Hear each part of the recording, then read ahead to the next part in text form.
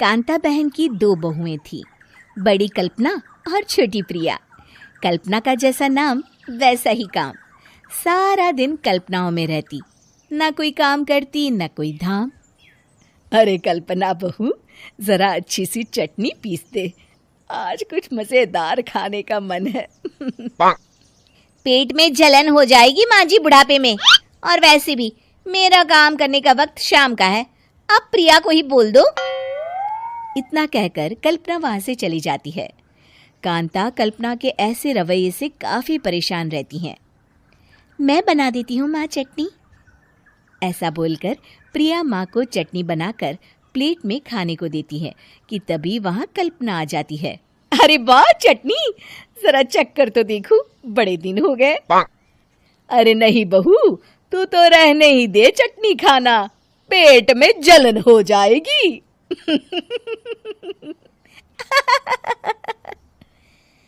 इतना कहकर कांता और प्रिया दोनों हंसने लगते हैं। कल्पना सारा दिन या तो मोबाइल में यूट्यूब देखती या फिर सोती रहती। उसका कमरा भी बिखरा और गंदा रहता। एक दिन कल्पना का पति अशोक उससे कहता है, अरे कल्पना, जानवर भी उस जगह को साफ कर लेता है जहां वो बैठता है, तुम तो इंसान हो, कैसे इतने गंदे कमरे में रह लेती हो? देखो सारा सामान यहाँ वहां बिखरा पड़ा है। ज्यादा अपनी माँ का बोल ना बोलो। हाँ, कमरा तुम्हारा भी तो है, गंदा लग रहा है तो साफ कर लो। पता नहीं तुम्हारे साथ मैं कैसे जिंदगी बिताऊंगा। इतना कहकर अशोक वहां से चला जाता है। कल्पना बस खाना खाने कमरे से बाहर आती और फिर से कमरे में चली जाती। इससे कांता बहन काफी परेशान रहती।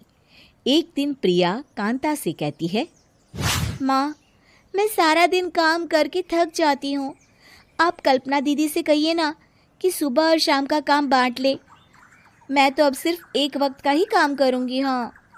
अरे तू वो भी ना करना, एक बहू तो कामचोर थी ही, दूसरी भी आ गई काम ना करने के बहाने लेकर। तभी वहां प्रिया का पति रमेश आ जाता है। माँ, मैं देख रहा हूँ भाभी कोई काम नहीं करती, प्रिया सारा दिन घर और रसोई का काम करती है, अब कुछ करो ना माँ। कांता मन में कुछ सोचती है और कल्पना के पास जाती है। कल्पना फोन पर मेकअप करना देख रही होती है। कल्पना, तुम सारा दिन बस मोबाइल देखती हो, घर का कोई काम भी कर लिया करो। प्रिया सारा दिन काम करके थक जाती है। आज से मैंने फैसला किया है, एक वक्त का काम तुम करोगी, सुबह का खाना तुम बनाओगी और रात का प्रिया। आप लोगों ने काम को हवा बना रखा है। अरे पता नहीं थोड़ा सा ज्यादा काम करने में आप लोग घबरा क्यों जाते हैं। और हाँ, बहुत ज्यादा प्रिया की तारीफ मत करिए मेरे सामने, बड़ी बहू तो मैं ही रहूंगी। मैं कुछ नहीं जानती, कल सुबह मुझे वक्त से खाना चाहिए, रसोई में आ जाना, वरना कल से तुझे खाना नहीं मिलेगा।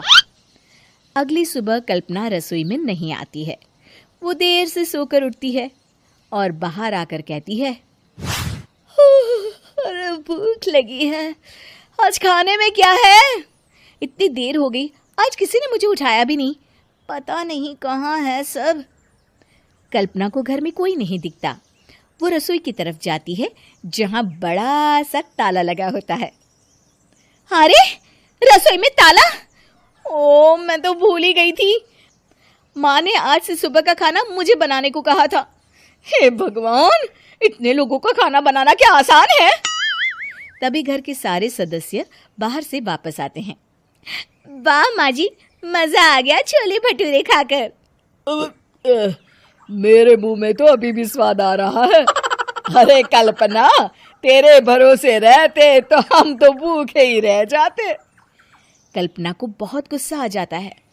अब बहुत हो गया, आज से मैं अपनी रसोई अलग कर रही हूँ, मैं अपना खाना खुद बना लिया करूंगी। कल्पना अपनी रसोई अलग कर लेती है, पर आए दिन उसका देर से उठना और काम न करने की आदत से वो भूखी ही रह जाती थी। उसी के सामने घर के लोग अच्छे अच्छे पकवान खाते और कामचोर कल्पना को जैसे तैसे ही खाना बनाकर खाना पड़ता। पर एक दिन तो हद ही हो गई। माँ, दीदी आज सुबह से कमरे से बाहर नहीं निकली, हमें जाकर देखना चाहिए। सो रही होगी कामचोर कहीं की, पर तुम कहती हो तो चलो देख लेते हैं उसे। कल्पना कमरे में पेट पकड़कर बैठी होती है। हाय मेरा दर्द, पेट दर्द के मारे मर रही हूँ मैं।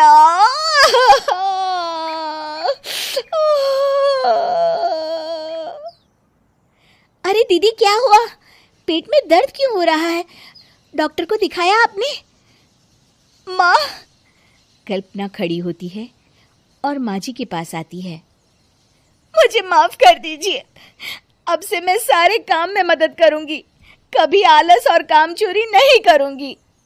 हाँ हाँ वो तो ठीक है, लेकिन अचानक क्या हो गया जो तू काम करने को तैयार हो गई? कामचोर कल्पना।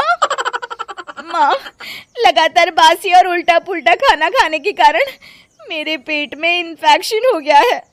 काम न करना पड़े इसलिए मैं 2 दिन का खाना एक दिन ही बना लेती थी। बासी और खराब खाना खाने के कारण लेने के देने पड़ गए। पेट में दर्द हो रहा है। चलो अच्छा हुआ, देर आए दुरुस्त आए।